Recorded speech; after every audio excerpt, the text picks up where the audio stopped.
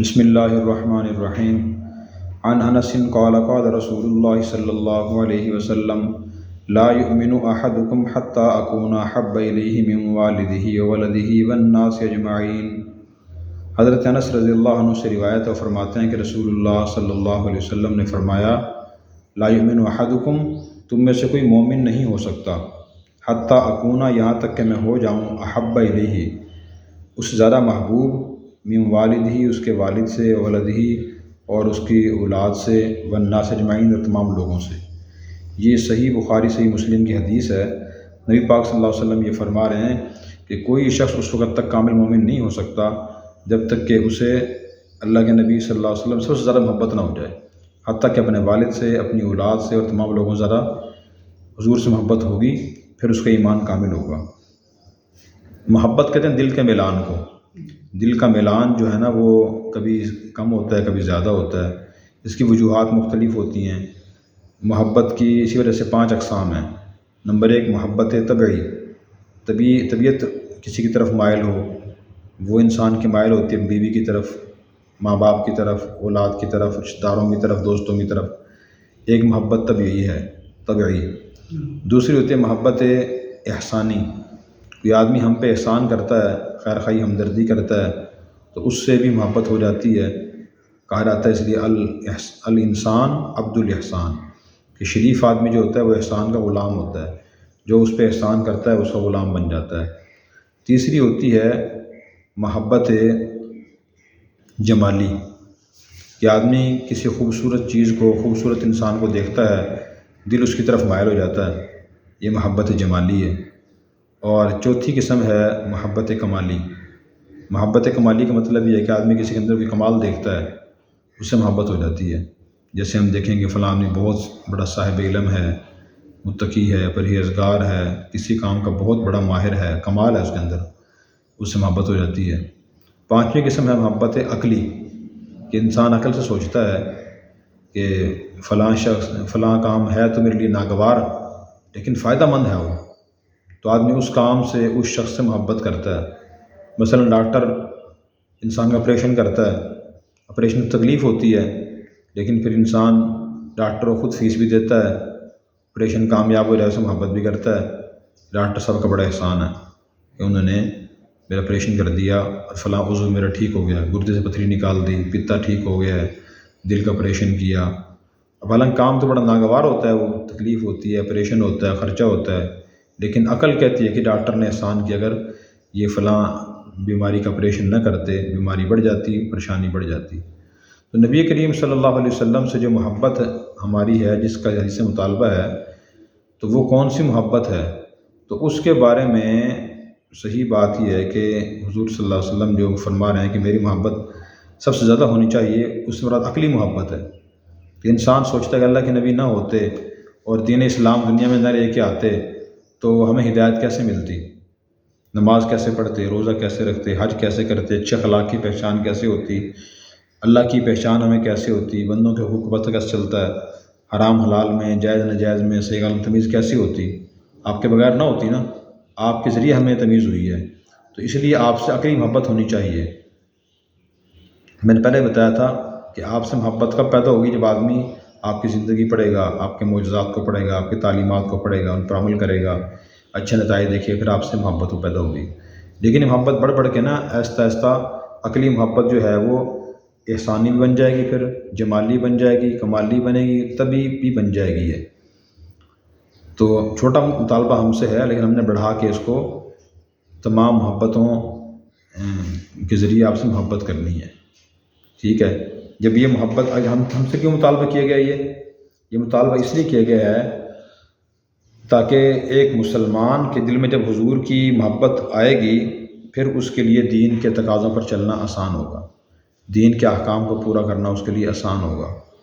اور اگر ایک آدمی کو حضور سے محبت ہی نہیں ہے، اس کے لیے دین کے تقاضوں کو پہچاننا، ان کو پورا کرنا، اللہ کے احکام کو پورا کرنا بہت مشکل ہوگا۔ بلکہ جو روزمرہ کے فرائض ہیں، نماز، تسبیح، تلاوت، یہ چھوٹی چیزیں، تسبیح تلاوت، یہ بھی نہیں کرے گا وہ، محبت جو نہیں ہے اس کو، کہ میرے پاس وقت نہیں ہے، مجھے ٹائم نہیں ملتا، میں فارغ نہیں ہوتا۔ محبت ہوگی، اور جن لوگوں کو ہوتی ہے وہ یہ سارے کام کرتے ہیں۔ تو اس لیے بھائی اللہ کے رسول کی محبت جو ہے بنیادی چیز ہے دین پر عمل کرنے کے لیے۔ اللہ تعالیٰ نے ہم سے یہ مطالبہ کیا ہے اور فرمایا والذین آمنوا اشد حبا للہ، جو لوگ ایمان والے ہیں وہ سب سے زیادہ اللہ سے محبت کرتے ہیں۔ اللہ کی محبت کی وجہ سے محبت کرتے ہیں نبی پاک صلی اللہ علیہ وسلم سے۔ اس طرح سورۃ توبہ کی آیت نمبر 1 آیت ہے، اس میں اللہ تعالیٰ نے ارشاد فرمایا قل ان کان آباؤکم وابناؤکم واخوانکم وازواجکم وعشیرتکم واموال اقترفتموها وتجارۃ تخشون کسادہا۔ ترجمہ اس کے، اے پیغمبر آپ لوگوں سے فرما دیجیے اگر تمہیں اپنے باپ اور اپنے بیٹے اور اپنے بھائی اور اپنی بیوی اور اپنے شوہر، اپنا خاندان اور اپنے کمائے ہوئے مال اور اپنا کاروبار تجارت تم جس کے نقصان سے ڈرتے ہو اور اپنے پسندیدہ گھر تمہیں زیادہ محبوب ہیں اللہ اور اس کے رسول سے اور اللہ کے راستے میں جہاد کرنے سے، تم اللہ کے عذاب کا انتظار کرو۔ تو یہ بھی بہت بڑا گناہ ہے کہ انسان کے دل میں اللہ رسول اور دین سے زیادہ محبت دنیا کی چیزوں کے لوگوں کی محبت ہو۔ آج بڑا مسئلہ یہ ہے دین پر عمل نہ کرنے کا بڑی وجہ کیا ہے کہ آدمی نے اپنے دل میں غیر اللہ کی محبتیں بہت زیادہ بسائی ہوئی ہیں۔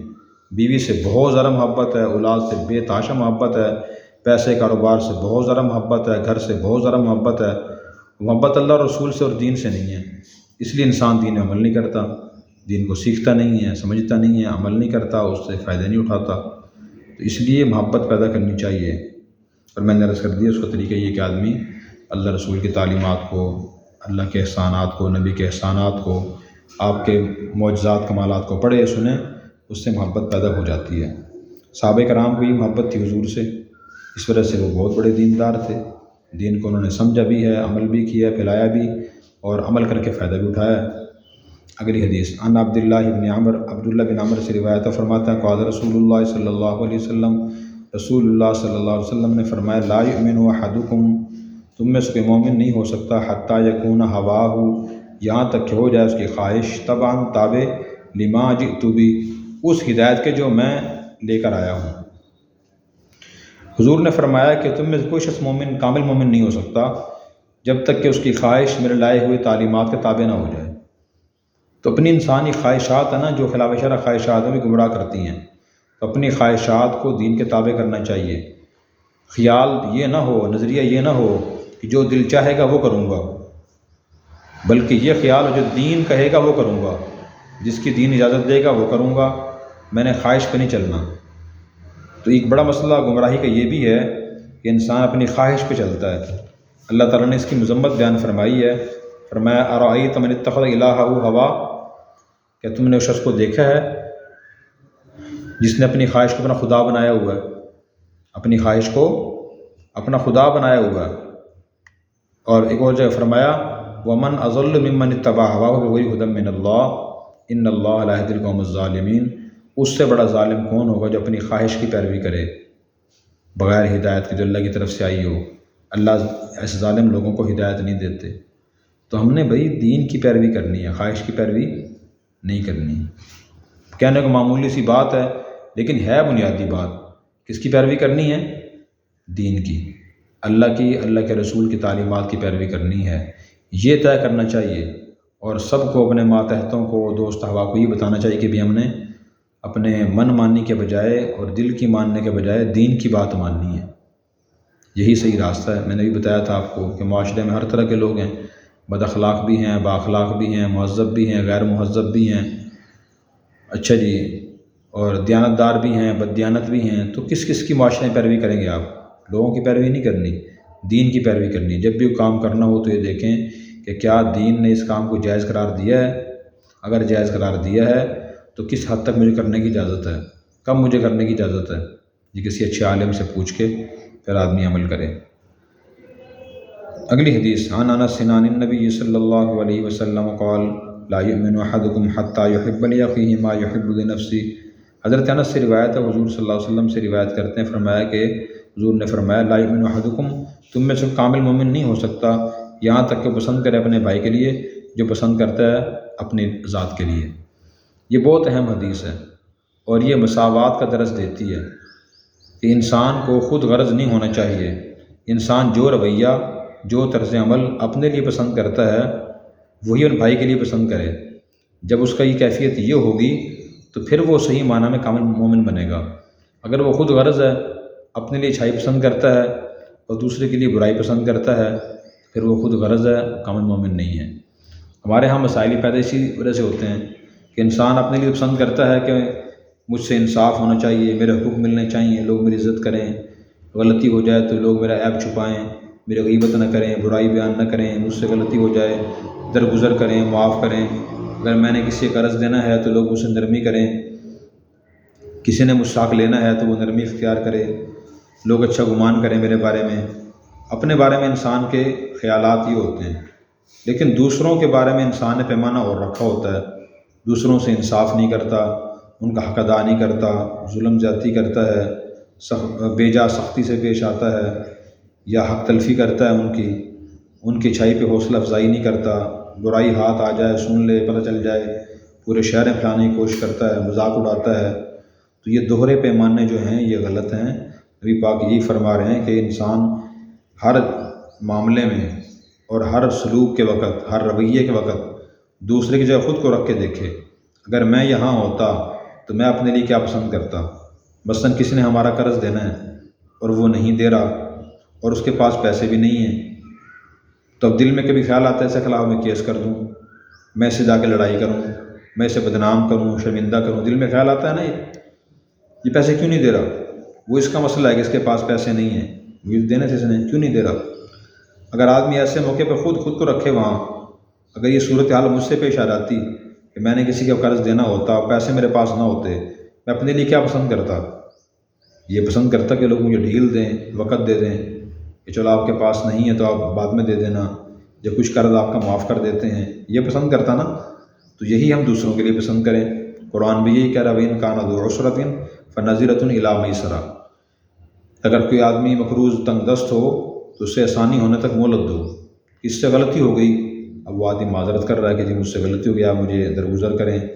آدمی کا پارا ہی ہائی ہوتا جا رہا ہے، وہ درگزر کو جانتا ہی نہیں۔ اس موقع پہ خود کو یہ سوچے، رکھ کے سوچے اگر مجھ سے غلطی ہو جاتی میں اپنے لیے کیا پسند کرتا۔ بہت اہم حدیث ہے۔ امام حنیفہ رحمۃ اللہ علیہ نے 5 احادیث منتخب کی تھی کہ یہ جن پہ عمل کر لے گا نا وہ پورے دین عمل کر لے گا، ان میں سے ایک حدیث یہ ہے۔ اور امام ابو داؤد رحمۃ اللہ علیہ نے 4 احادیث منتخب کی تھیں، ان میں سے ایک حدیث انہوں نے اس کا بھی انتخاب کیا تھا کہ یہ بہت اہم حدیث ہے۔ اپنی بیوی سے، بچوں سے، ماں باپ سے، رشتہ داروں سے، دوست احباب سے، سب سے آدمی جب سلوک کرے، رویہ اختیار کرے تو یہ سوچے کہ جی میں اگر اسی جگہ ہوتا اپنے لیے میں کیا پسند کرتا، وہی اس سے رویہ انسان اور سلوک کرے۔ اسلاف کے ہمارے کیا کہنے ہیں؟